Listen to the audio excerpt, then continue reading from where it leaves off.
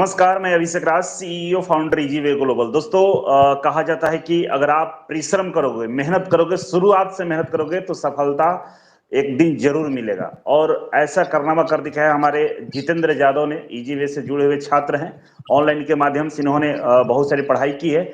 और इनका जब हम इनसे बात कर रहे थे तो इनके बारे में मैंने जाना तो बहुत कुछ ऐसा हमें पता चला जो आप लोगों को भी जानना चाहिए।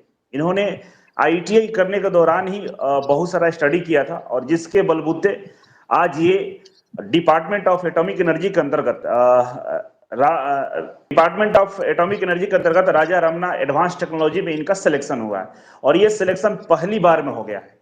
तो जानेंगे इनके इस जर्नी के बारे में। फिटर ट्रेड से, राजस्थान से, जयपुर से हैं, और काफी इंटरेस्टिंग इनका लाइव सेशन होने वाला है। तो आप लोग वीडियो को लाइक शेयर जरूर कीजिएगा, और बहुत कुछ सीखने को आपको मिलेगा कि आईटीआई के बाद किस तरह से हमें आगे बढ़ना चाहिए। तो चलिए शुरुआत करते हैं। सबसे पहले वेलकम है जितेंद्र हमारे इस शो में। और आज हम आपसे जानेंगे, बहुत सारा सवाल करेंगे। सबसे पहले आप बताइए कि आप हैं कहाँ से, आपका नाम क्या है, थोड़ा अपना परिचय बताइए। नमस्ते सर। सर मेरा नाम जितेंद्र यादव है। मैं राजस्थान के जयपुर में रहने वाला हूँ। राजस्थान से, जयपुर से हैं। तो आपका डेट ऑफ बर्थ क्या है? 2/10/2002। 2002 है? हाँ सर। तो 2002 है इनका डेट ऑफ बर्थ। देख सकते हैं इनका एज जो है ज्यादा नहीं है, 21-22 साल एज है। और मैट्रिक आपने कब पास किया था? सर 2016 में। 2016 में। इसके बाद आपने क्या किया? मैट्रिक के बाद आपने क्या सर किया? इसके बाद मैंने एग्रीकल्चर सब्जेक्ट लेकर 11th और 12th कर ली। 2018 में 12th पास कर ली एग्रीकल्चर सब्जेक्ट से। अच्छा, 2018 में आपने 12th किया एग्रीकल्चर से। इसके बाद क्या किया आपने? इसके बाद मैंने एग्रीकल्चर यूनिवर्सिटी के लिए 1 साल का कोचिंग और कर ली मैंने। हम्म। फिर तो उसमें उसमें क्या हुआ? यूनिवर्सिटी मेरे को उसमें नहीं मिल पाई बढ़िया। अच्छा, नहीं मिल और पाया। तो इसके बाद आपने आईटीआई डिसाइड किया शायद?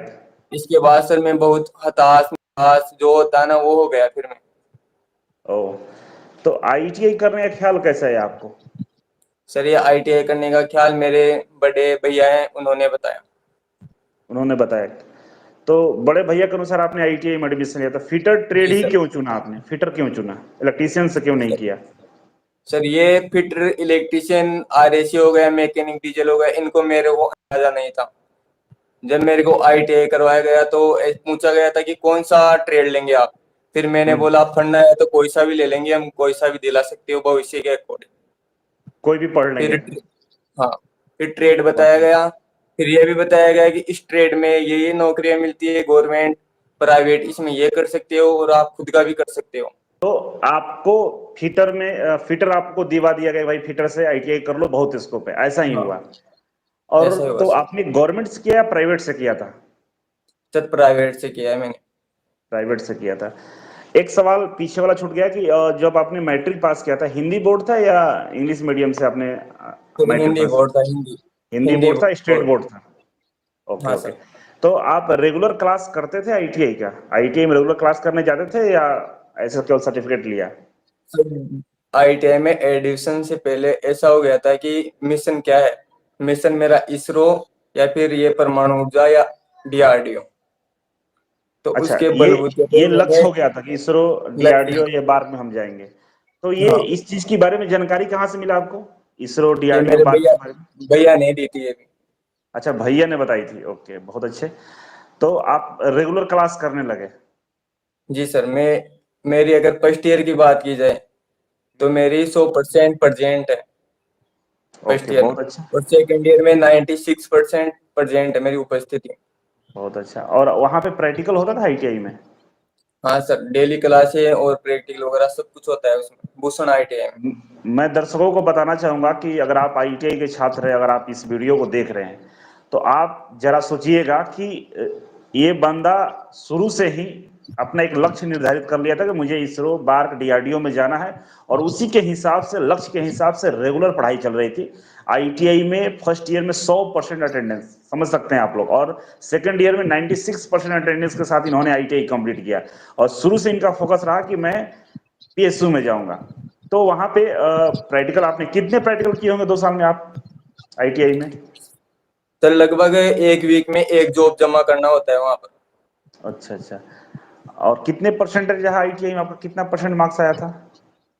सर अगर फर्स्ट ईयर में तो 93 और सेकेंड ईयर में 96, टोटल मिलाकर 94.29, यानी कि मेरा स्टेट टॉपर रहा हूँ सर मैं 19-21 का 21 का। बहुत अच्छे, नाइस। ये आईटीआई का सेशन क्या था आपका? 19-21। 19 21 था, गुड। तो आईटीआई कंप्लीट हुआ, इसके बाद आप कौन सा पहला फॉर्म भरे थे गवर्नमेंट जॉब का? सर BARC का। बीएआरसी का, उसमें क्या परफॉर्मेंस रहा आपका? सर उसमें बढ़िया 108 नंबर आए मेरे, और स्किल भी हो गया, पर फाइनल मेरिट लिस्ट बाकी है अभी। मेरिट लिस्ट अभी नहीं आई है, क्या लगता है मेरिट लिस्ट में नाम आ जाएगा उसमें? सर आ सकता है, श्योरली, आराम से। इसके बाद दूसरा कौन सा फॉर्म भरा था आपने? इसके बाद दूसरा ये RR cat call, Raja Ramanna. राजा रमना एडवांस टेक्नोलॉजी, जो हाँ department of sir. Atomic energy के अंतर्गत आता है, ये भी मतलब भारत का ही जैसा ही है। तो ये सेकंड अटेम्प्ट था आपका, हाँ सर। और इसमें क्या स्कोर रहा आपका? सर इसमें स्कोर आया है 45 क्वेश्चन सही, 135। 135। तो इसमें कौन कौन सब्जेक्ट से प्रश्न पूछे गए थे? इसमें सर पहले तो प्राइमरी टेस्ट होता है, उसमें मैथ 20 क्वेश्चन, 20 हम्म, क्वेश्चन होते हैं इसमें फिजिक्स केमिस्ट्री मैथ के, सॉरी हम्म, बायोलॉजी के, और 10 हम्म, होते हैं जनरल अवेयरनेस के। हम्म। तो इसमें मैंने जनरल फाइट कर ली, लगभग 26 क्वेश्चन सही है मेरे, 27 अटेम्प्ट किए हैं, 26 सही है आंसर की के अकॉर्डिंग। फिर सेकंड पेपर में बैठा मैं, मेन पेपर में, उसमें मैंने 49 क्वेश्चन अटेम्प्ट किए थे, लगभग 2 तुक्के लगाए थे सर, वो भी मेरी गलती है। बहुत तो अच्छे, उसमें नाइस। से मेरे 46 क्वेश्चन सही है और 3 क्वेश्चन गलत और रॉन्ग हो गए मेरे, तो टोटल बच गए 45 क्वेश्चन। 45 क्वेश्चंस। तो ये बताइए, जब आप एग्जाम देके बाहर निकले होंगे तो क्या अंदर से लग गया था कि रिटन एग्जाम क्वालिफाइड है, मतलब ये फील आ गई थी? सर ऐसा तो लगा तो नहीं था, वहां पर भीड़ बहुत थी, अच्छा, भीड़ बहुत पर थी। शाम को, हाँ, आंस जिसको भी पूछे ना कि कितने क्वेश्चन सही हो रहे हैं, सब 50-50 ऐसे बोल रहे थे। फिर आप अंदर से टेंशन होता हो है गए कि कि हमने, भाई मेरा तो 46 ही सही है। ओके। हाँ। तो जब रिजल्ट आया तो विश्वास हो रहा था कि मेरा रिजल्ट आ गया है? नहीं सर, मैं जब स्किल टेस्ट के लिए 12 मार्च को पेपर हुआ, 13 मार्च को स्किल टेस्ट देने गया, उसी दिन मेरे को हो गया कि सिलेक्शन हो जाएगा मेरा। अच्छा, स्किल टेस्ट जब हुआ तो स्किल टेस्ट में क्या प्रश्न पूछा था आपसे, मतलब किस तरह से स्किल हुआ था? सर स्किल टेस्ट में ओनली जॉब बनवाया था उन्होंने, कौन सा डाउटेल जॉब था? Fitting, dovetail fitting. अच्छा अच्छा। तो और सर मेरा 2 घंटे से लगभग पहले जॉब बनकर फिट हो गया था। कितना, अच्छा कितना टाइम लिया था उसमें जॉब बनाने के लिए आपको? 2 घंटे, 2 घंटे। 2 घंटे। 2 घंटे में आप कितने देर में जॉब को कंप्लीट किया था? लगभग 5-10 मिनट पहले मेरा कंप्लीट हो गया था जॉब। कंप्लीट कर। प्रोसीजर भी लिखा था, प्रोसीजर भी लिखवाया था आपसे? नहीं लिखवाया। डायरेक्ट जॉब बनाना था? हाँ सर। इंटरव्यू वगैरह भी हुआ था, कोई सवाल वगैरह क्वेश्चंस पूछा था? नहीं सर, नहीं। डॉक्यूमेंट्स वेरिफिकेशन हुए थे ओनली। अब तो ये पार्ट रहा जो आपने नौकरी की, अब हम जानेंगे कि आप तैयारी कैसे कर रहे थे, ठीक है? क्योंकि जो चीज आप बता रहे हैं कि आईटीआई कंप्लीट हुआ और आपकी नौकरी मिली, और एज भी 21 22 साल है, काफी हाँ sir. I proud of you कि आप मेरे स्टूडेंट हो, मेरे छात्र हो जीवे के। मैं ये जानना चाहूंगा कि आप जब आईटीआई कर रहे थे उस समय कितना पढ़ते थे, और आईटीआई करने के बाद कितना देर पढ़ते थे, ये हमें बताओ पहले। अगर सर ITI की बात करें, तो ITI में जब एडमिशन लेते हैं ना, जब हम्म, कॉलेज अटेंड करते हैं शुरुआत से, उसी दिन से लगभग 3-4 घंटे। फिर हम्म। जैसे जैसे सिलेबस बढ़ता गया, 5 घंटे 6 घंटे, इससे ज्यादा पढ़ाई नहीं की मैंने। घर पे 5 6 लास्ट घंटे पाँच पढ़ते थे? घंटे हाँ, घर पर, और कॉलेज ITI की के अलग। टाइम ऐड करके बोल रहे हो या केवल घर वाला बता रहे हो 5 घंटे? ओनली सर घर वाले, कॉलेज का तो 7 घंटे डेली का है ही है। मतलब 12 13 घंटे पढ़ाई टोटल हो जा रही है, तो घूमने उमने कहीं नहीं जाते थे, एकदम पढ़ाई पे ही फोकस था पूरा? सर घर पर ही रहते हैं, घर से कॉलेज, कॉलेज से घर पर। मैं तो पूरा बस। भी जयपुर भी नहीं घूमा सर। बहुत बहुत अच्छा। जैसे आपसे हम बात कर रहे थे तो मुझे पता ये चला था कि आप लाइब्रेरी भी जाते थे, क्या आईटीआई करते समय लाइब्रेरी जाते थे या आईटीआई करने के बाद जा रहे थे? सर ITI करने के बाद।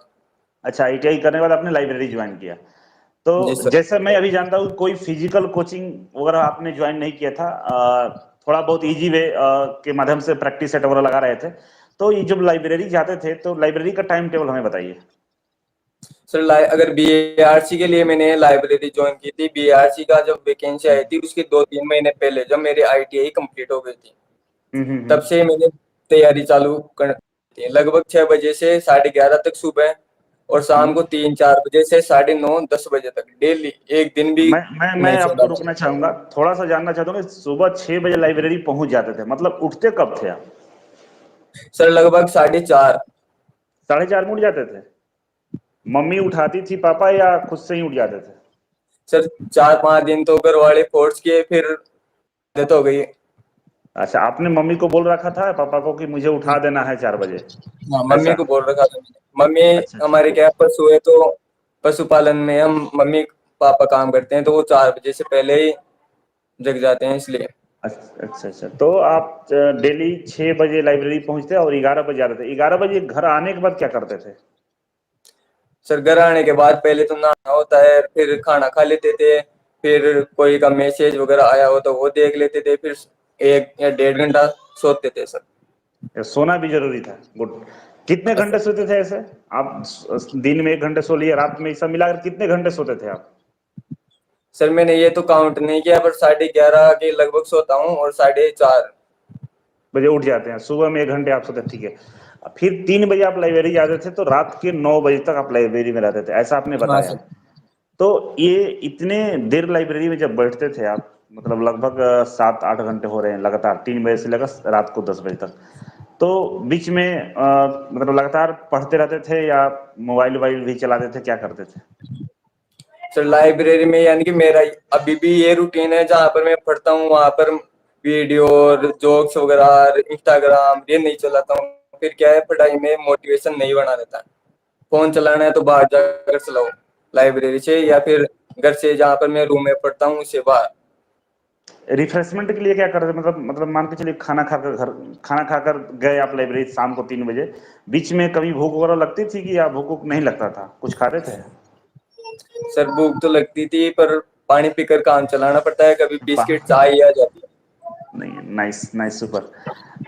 ये बताइए कि आपने तैयारी के और सर दौरान कौन कौन से अगर किताबें देखा पढ़ी? जाए हाँ, बोलिए बोलिए, अगर आप सब बोल रहे देखा थे। जाए तो वैसे कम भूख लगती है, पढ़ते हैं तब ज्यादा भूख लगती है। सही बात बोल रहे हो आप। तैयारी के दौरान आपने जो स्टडी मटेरियल वगैरह आपने पढ़ाई किया, वो सब क्या क्या था? कहाँ से आपने ये उपाय किए, सब बताइए थोड़ा।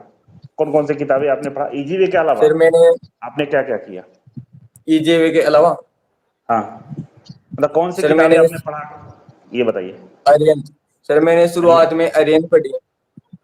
निम्मी वगैरह का पढ़ाई किया था, निम्मी के क्वेश्चंस वगैरह? सर पहले आर्यन पढ़ी मैंने, फिर निम्मी, निम्मी के साथ रॉयल पब्लिकेशन, फिर जो नई निम्मी है ना वो। सारा सारा कंप्लीट कर लिया। ये हाँ सर। बताइए कि आप थ्योरी पे ज्यादा फोकस करते थे या प्रैक्टिस, मतलब टेक्निक क्वेश्चन प्रैक्टिस पे?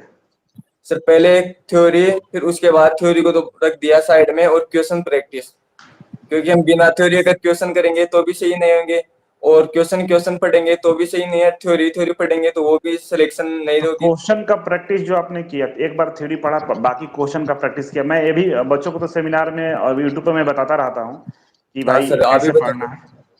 आप देखे होंगे वीडियो। हाँ सर। तो ये बताइए कि जो क्वेश्चंस का प्रैक्टिस करते थे, तो मैक्सिमम कितने बार क्वेश्चन को प्रैक्टिस कर, मतलब रिपीटेड कितने बार किए होंगे? मान लीजिए कि रॉयल पब्लिकेशन या इजी का क्वेश्चंस बैंक है, मान लीजिए एग्जांपल के लिए, तो उसको कितने बार प्रैक्टिस किए होंगे, एक चैप्टर को, एक पूरे क्वेश्चंस बैंक को? सर उसकी गिनती नहीं, अगर रियल बात बताऊं तो मैं कभी गिनता ही नहीं था कि इसको कितने बार पढ़ लिया। तो ऐसा नहीं अगर कोई लगता था क्वेश्चन कि नहीं आ रहा, मतलब ये क्वेश्चन का प्रैक्टिस कर चुके, ये चैप्टर तो मेरा कंप्लीट है, इसको नहीं करें, ऐसा करते थे क्या, कि उसको ऐसा तो करते थे? लगता था कि पढ़ी हुई है, याद है, पर फिर भी पढ़ना जरूरी है। बहुत बहुत अच्छे, यही यही सुनना चाह रहा था मैं, कि बच्चों को समझ में आए। बहुत सारे बच्चे क्या करते हैं ना, अरे ये तो चैप्टर मुझे आती है, इसको पढ़ने की कोई जरूरत नहीं है, ऐसा वो लोग बोलकर निकल जाते हैं। जबकि सच्चाई है कि आता हो या नहीं आता हो, आपको प्रैक्टिस करनी है, कि एग्जाम में सोचने का टाइम नहीं मिलता है। डायरेक्ट क्वेश्चन देखिए और आंसर हिट कीजिए, मतलब जैसा मैं बच्चों को और सर इंस्ट्रक्शन कर अगर देता हूँ। निम्मी बुक की या रॉयल पब्लिकेशन बुक बात करें, आता है फिर भी पढ़ तो अलग से कुछ नया सीखने को मिलता है, मेरे को हर बार ऐसा ही फील हुआ। बिल्कुल, मतलब आप, मैं जानना चाहिए, जैसे मैं बोलता हूँ कि 10 बार कम से कम प्रैक्टिस करना चाहिए, आप कितने बार कर चुके थे, कुछ आइडिया है? 10 बार से ज्यादा था या 10 बार से कम था? 10 सर टाइम से ज्यादा ज्यादा ही था होगा। या कम था? नई निम्मी, पुरानी निम्मी, रॉयल अरियंत, अगर इन सबको मिलाया जाए तो 20 प्लस हो गया होगा।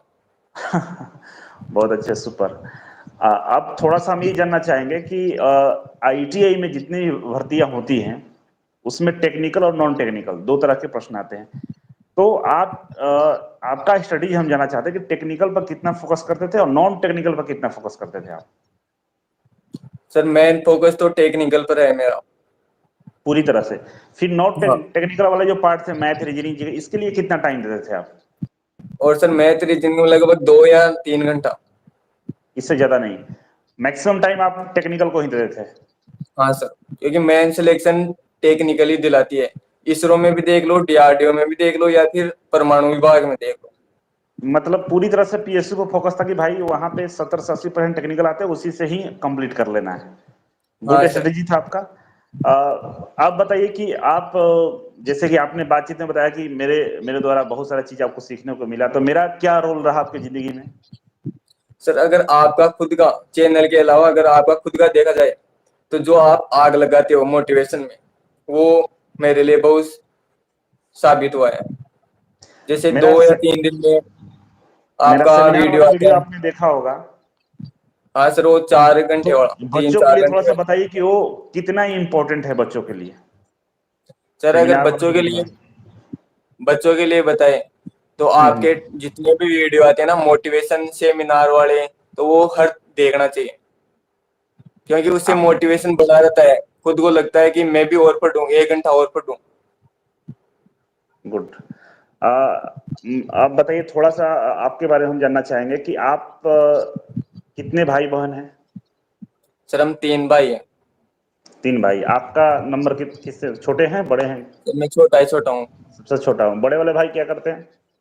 सर बड़े वाले भी तैयारी कर रहे हैं, बीच वाले राजस्थान गवर्नमेंट में लगे हुए और हैं। सबसे छोटे वाले नौकरी लेकर बैठ गए। नहीं सर, बीच वाले लगे हुए हैं। अच्छा अच्छा, अच्छी बात है। आप बताओ कि जैसे पिताजी आपके किसान थे, ऐसा हाँ सर। सुनने में आया मुझे। अच्छा, किसान थे। तो इसीलिए आप एग्रीकल्चर की तरफ ज्यादा मतलब फोकस थे कि एग्रीकल्चर ही लाइन में जाना है? हाँ सर, यही था। लेकिन ऊपर वाले देश सेवा के लिए बुला रहे थे आपको कि एटॉमिक एनर्जी में जाइए और देश नहीं सेवा सर, करिए। यही हुआ। हाँ, हाँ। रियल यही हुआ मेरी लाइफ में। मैंने मेहनत भी खूब की, पर उसमें मैं जा ही नहीं पाया।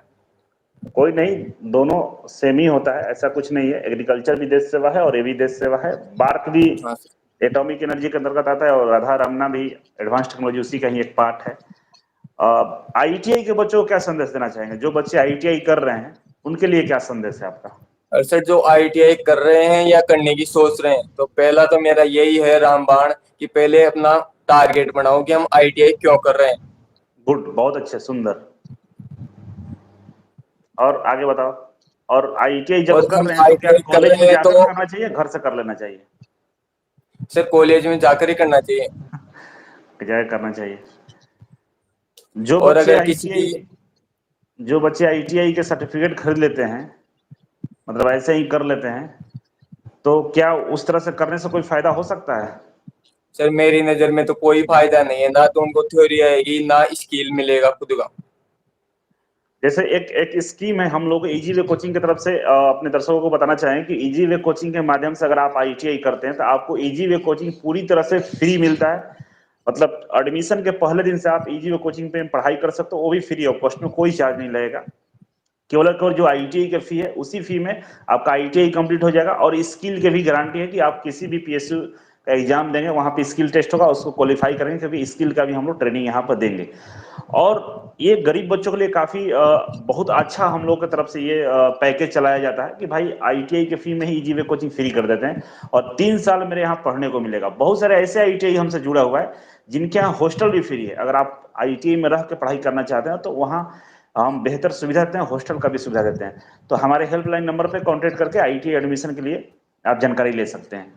तो बाबू, आपसे एक और चीज जानना चाहेंगे जी कि सर। जो बच्चे गवर्नमेंट जॉब का तैयारी कर रहे हैं तो उनके लिए जो टाइम टेबल है पढ़ाई के लिए, आप अपने हिसाब से बताओ कि कितने घंटे पढ़ना चाहिए और कैसे पढ़ना चाहिए? अगर सर टाइम टेबल मायने नहीं रखता उसमें, इम्पोर्टेंट है कि जैसे 1 महीने का टारगेट बना लिया, उसको 7 7 दिन में तोड़ लिया, फिर उसको डेली तोड़ लिया। मेरा टारगेट में डेली का शाम को बनाकर सोता था, और दूसरे दिन अगर वो पूरा नहीं होता था तो टाइम से एक्स्ट्रा, चाहे 2 घंटे लगे 1 घंटा लगे, तो वो देना ही पड़ता है। टाइम को मैनेज नहीं करना है ना, 2 घंटे 3 घंटे सर, नहीं करना, पढ़ाई करनी है। और ये बात मैं अगर हम सेमिनार में वर्षों से बता रहा हूँ कि भाई टाइम को मैनेज नहीं करना है, काम को मैनेज करो, काम को कंप्लीट टारगेट करो, मैनेज करना है। टारगेट करो। जी। तो मतलब टाइम टेबल से नहीं पढ़ना है भाई, जो पढ़ना है 1 महीने का शेड्यूल बनाओ कि 1 महीने में मुझे इतनी खत्म करना है और इसके लिए जितना देर बैठना पड़े उतना बैठना है। पहला ये। और सर दूसरा, टारगेट भी ऐसा ना बनाए कि एक दिन में 10 दिन लग रहे हैं और फिर हताश होकर बैठ जाए कि ये तो टारगेट पूरा नहीं हो रहा, इतना भी ज्यादा नहीं बनाए। और टारगेट इतना भी कम नहीं बनाए कि 2 घंटे की पढ़ने की जगह यार 10 मिनट में पढ़कर आराम से बातें कर रहे हैं, घूम रहे हैं, ऐसा भी नहीं बनाए। सही बोल रहे हो। तो ये तो दूसरा, थ्योरी पर ज्यादा फोकस करें या क्वेश्चन प्रैक्टिस पर ज्यादा फोकस करें? सर पहले तो थ्योरी कर लिया एक बार, फिर उसके हम्म। बाद थ्योरी पढ़ने से कोई फायदा नहीं है ज्यादा, फिर क्वेश्चन प्रैक्टिस एक बार कर लिया, अगर जो क्वेश्चन नहीं गलत हो गया तो उसके 1 मार्क लगा दो, फिर दूसरे शॉर्ट राउंड में हम थ्योरी पढ़ेंगे। शॉर्ट नोट्स बनाना चाहिए आपके हिसाब से? सर बनाना चाहिए शॉर्ट नोट। आप बनाए थे शॉर्ट नोट्स? सर मैं आधे बनाया था, फिर आधों के लिए मेरे को अभी भी डांट पड़ती है भैया से। कोई नहीं, शॉर्ट नोट्स बनाना चाहिए वैसे। सर बनाना चाहिए, जैसे एक बुक पढ़ते हैं तो उसमें एक एक पेज भी अगर हम बदलते हैं तो उसके लिए टाइम लगता है, शॉर्ट नोट से आसानी से हम पूरा कवर कर सकते हैं थोड़े समय में। बिल्कुल बिल्कुल।